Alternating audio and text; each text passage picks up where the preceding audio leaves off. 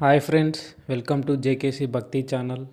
మనకు అసలు దసరా పండుగ ఎందుకు వచ్చిందో తెలుసా? దసరా పండుగ లోక జగన్మాత అయిన శక్తి స్వరూపిణి అయిన దుర్గామాత మహిషాసురుడు అనే ఒక అసురుడిని చంపడం వల్ల మనం దసరా పండుగ చేసుకుంటున్నాం. అసలు ఈ మహిషాసురుడు అంటే ఎవరు, అతన్ని ఎందుకు చంపవలసి వచ్చింది అనేది మనం ఈ వీడియోలో డీటెయిల్గా తెలుసుకుందాం. పూర్వం అసురుల రాజు అయిన రంభకు మరియు అసురుల రాణి అయిన మహిషికి పుట్టిన సంతానమే ఈ మహిషాసురుడు. ఈ మహిషాసురుడి తల్లిదండ్రులైన రంభను మరియు మహిషిని దేవతలు సంహరించారు. ఎందుకంటే వారి అక్రమాలను, వారి అరాచకాలను చూసి తట్టుకోలేని దేవతలు వారిని సంహరించారు. దీనిని చూసిన మహిషాసురుడు దేవతలపైన ఘోర పగ పెంచుకున్నాడు. ఎలాగైనా పగ తీర్చుకోవాలని తన చిన్న వయసు నుంచే కఠోర శిక్షణ తీసుకోవడం మొదలుపెట్టాడు. కఠోర శిక్షణ తీసుకున్న మహిషాసురుడు ముందుగా దేవతలను పూజించే ప్రజలను చిత్రహింస పెట్టసాగారు. అలానే బ్రాహ్మణులను, మహర్షులను వారి యజ్ఞాలు చేయకుండా వాటిని ఆపి వారిని చంపసాగాడు ఈ మహిషాసురుడు. అక్కటితో తన అరాచకాలు ఆపని మహిషాసురుడు ఎలాగైనా దేవతలపైన కక్ష సాధించాలి, పగ సాధించాలి అనే ఒక ఉద్దేశంతో దేవతల లోకం పైన దండెత్తాలని నిర్ణయించుకుంటాడు మహిషాసురుడు.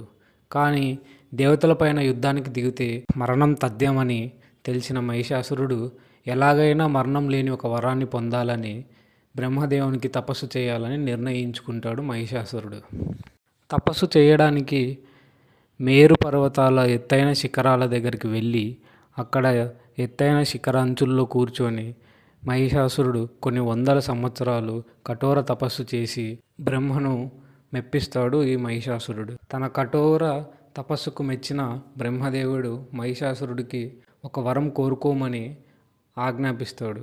దానికి మహిషాసురుడు, ఓయ్ పితామహ, నాకు మరణం లేని ఒక వరం కావాలని కోరుకుంటాడు మహిషాసురుడు. దానికి బ్రహ్మదేవుడు, పుట్టిన ప్రతి ప్రాణి గిట్టక తప్పదు మహిషాసుర, ఇలా ప్రకృతి విరుద్ధమైన కోరికలు కోరద్దు అని మహిషాసురుడికి బ్రహ్మదేవుడు చెప్పగా 1 నిమిషం మౌనం పాటించి, ఓయ్ పితామహ, నాకు మరణం లేని వరం ఇవ్వనంటివే, దానికై నా మరణం వచ్చే విధానం నేనే చెప్తాను, దానికి ఒక వరం ఇవ్వమని కోరగా బ్రహ్మదేవుడు సరే అంటాడు. దానికి మహిషాసురుడు, ఓ పితామహ, స్త్రీలు నా దృష్టిలో అబలలు, వారు అబలలు కాబట్టి వారి చేత నాకు ఏ ఆపద ఉండదని నా నమ్మకము. దానిచే నాకు స్త్రీల చేత మరణం వచ్చేలా వరం ఇవ్వండి అని కోరగా బ్రహ్మదేవుడు దానికి సరే అని అక్కడి నుంచి అదృష్టమయ్యాడు. వరం పొందిన గర్వంలో మహిషాసురుడు తన రాక్షస సైన్యాన్ని మొత్తాన్ని తీసుకొని దేవలోకం పైన దండెత్తాడు మహిషాసురుడు. దండెత్తి ఇంద్రుడి సైన్యాన్ని మొత్తం ఓడించిన మహిషాసురుడు ఇంద్రలోకాన్ని చేపట్టాడు. దానితో దేవతలందరినీ చిత్రహింసలు పెట్టసాగాడు మహిషాసురుడు. దీన్ని తట్టుకోలేని సకల దేవతలు, ఇంద్రుడు అందరూ త్రిమూర్తుల దగ్గరికి వెళ్ళి వారిని ఎలాగైనా ఈ ఆపద నుంచి కాపాడమని శరణు కోరారు దేవతలు.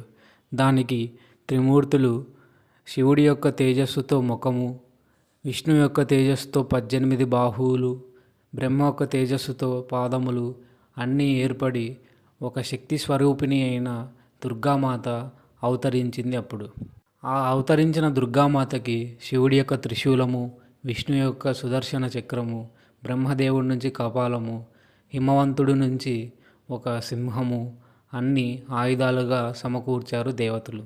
దుర్గాదేవి దేవతల సైన్యంతో 9 రోజులు ఈ యొక్క మహిషాసురుడి రాక్షస సైన్యం పైన విరుచుకపడి అందరినీ సంహరిస్తూ విజయదశమి అయిన ఈ 10వ రోజు దుర్గాదేవి మహిషాసురుడిని సంహరించి మహిషాసురుడి యొక్క కపాలంని తన కమండలంలో వేసుకున్న దుర్గాదేవి మహిషాసుర మర్దినిగా ఆ రోజు ప్రసిద్ధి చెందింది. దానికోసమని మనం దసరా పండగ నవరాత్రులు చేసుకుంటాము.